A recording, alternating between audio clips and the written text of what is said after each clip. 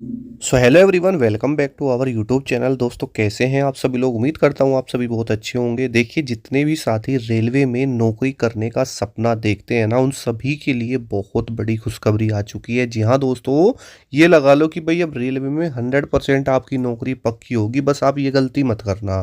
देखिए दोस्तों, यहाँ पर रेलवे में अब समय समय पर बहुत सारी वैकेंसीज आपके देखने के लिए मिली। उनका एग्ज़ाम हुआ, फिर आंसर किए, और अब रिजल्ट की दोस्तों बारी है। ठीक है, उन्हीं में से दोस्तों एक आपकी रेलवे टेक्नीशियन ग्रेड 3 की जो ये वैकेंसी थी ना, तो इसका जो आंसर की है वो तो रिलीज हो गई। अब उसके बाद मैंने बहुत सारे साथी हमारे ऐसे हैं जो कि कट ऑफ हाई जाने की वजह से परेशान है। वो ये सोच रहे कट ऑफ बहुत ज़्यादा हाई जाएगी, क्योंकि उन्होंने जो आंसर की देखी है ना, तो उसमें बच्चों का जो स्कोर है ना, काफ़ी अच्छा खासा आ रहा है। ठीक है, तो अब उन साथियों के लिए जिनके 60 क्वेश्चन सही हैं, 60-70 सही हैं, उनके लिए क्या अपडेट है भाई? बेसिकली देखो, अगर आप 60-70 नंबर पे हो ना, तो आपके सिलेक्शन के कम चांस है। ये मैं आपको सीधी तौर पे बात बता देता हूँ, क्योंकि आईटीआई और पीसीएम ये दोनों आपके जितने भी साथी इनमें है ना, उनमें वैकेंसी लगभग 14,000 है। ठीक है, लेकिन भाई 14,000 में लगभग दोस्तों 16 लाख बच्चों ने पेपर भी दिया है, और उसमें से ना मैं आपको रियलिटी बताऊं, जितने उनको स्टूडेंट चाहिए वो 80 से प्लस में उन्हें मिल रहे हैं। ठीक है, अब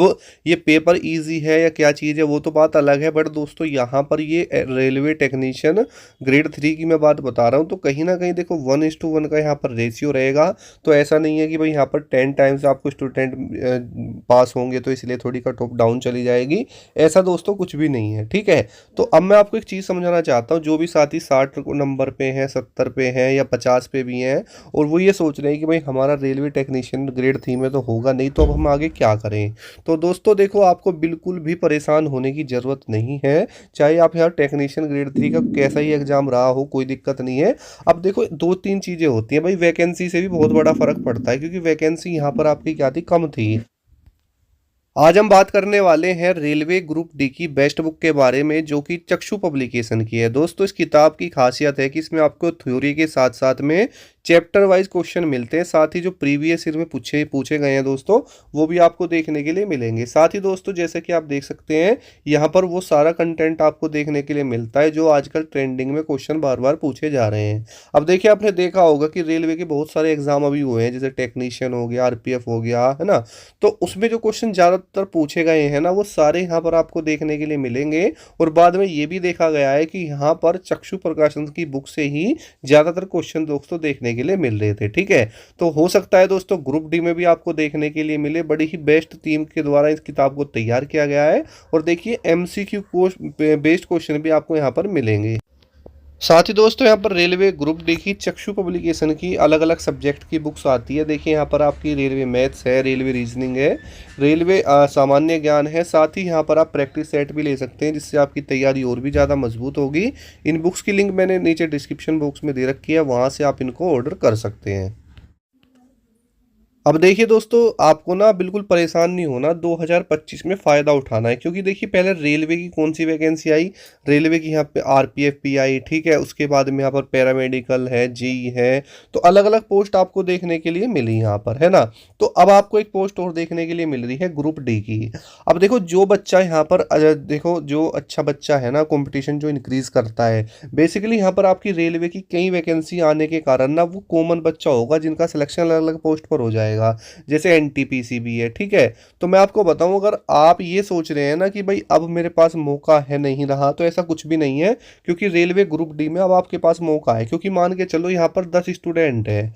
अब 10 में से कुछ बच्चे ऐसे होते हैं बिल्कुल टॉपर। अब 10 में से ना आपको कुछ बच्चे ऐसे मिलेंगे जो कि जिनका सिलेक्शन टेक्नीशियन में भी हो रहा होगा, एनटीपीसी में भी हो रहा होगा, आरपीएफ में भी, और कॉमन बच्चा आपको देखने के लिए मिलेगा। तो जब उसे इतनी अच्छी अच्छी पोस्ट मिलेंगी, तो वो ग्रुप डी में क्यों जाएगा? पहली बात तो ये समझ लो। ठीक है, तो अब ना आपके सामने ग्रुप डी की नई वैकेंसी आ चुकी है। लगभग 32,000 समथिंग पोस्ट इसके अंदर है। इसकी तैयारी करो अच्छे से, और बिल्कुल भी ना नेगेटिविटी मत लाओ अपने दिमाग के अंदर।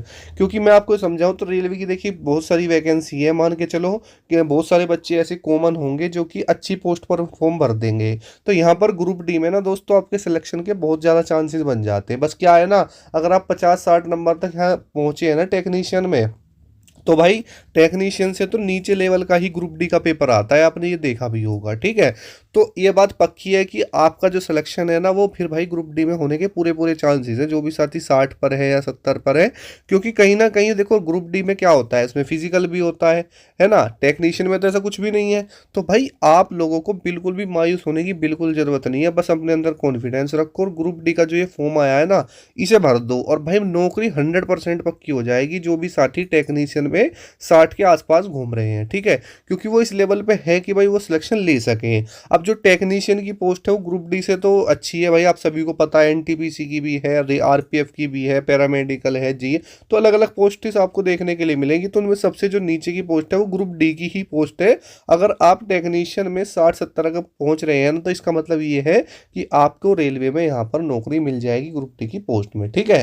तो बस यही अपडेट आपको देनी थी, काफ़ी अच्छी ये खुशखबरी है आप सभी के लिए। और बिल्कुल भी आप मायूस ना हो। और देखो टेक्नीशियन ग्रेड देखी 3 की तो जो कट ऑफ है काफ़ी हाई मुझे लग रही है, क्योंकि पीसीएम वालों का तो भाई ये लगा लो वैकेंसी भी कम है, और 85-90 तक बच्चों के मार्क्स बन रहे हैं, और बिना नॉर्मलाइजेशन ही इतने बन रहे हैं, तो पता नहीं भाई कट ऑफ का तो क्या होगा। दूसरा आईटीआई में भी भाई 75 प्लस तो होना ही चाहिए, क्योंकि बच्चों का जो स्कोर है वो काफ़ी अच्छा है। तो ये रिक्वेस्ट करूंगा कि ग्रुप डी की अच्छे से तैयारी कीजिए, और उम्मीद है कि आपका सिलेक्शन जरूर होगा। अगर आपको वीडियो अच्छी लगी हो तो कमेंट करें, और साथ ही दोस्तों चैनल को सब्सक्राइब जरूर करें। मिलते हैं नेक्स्ट वीडियो में। जय हिंद, वंदे मातरम।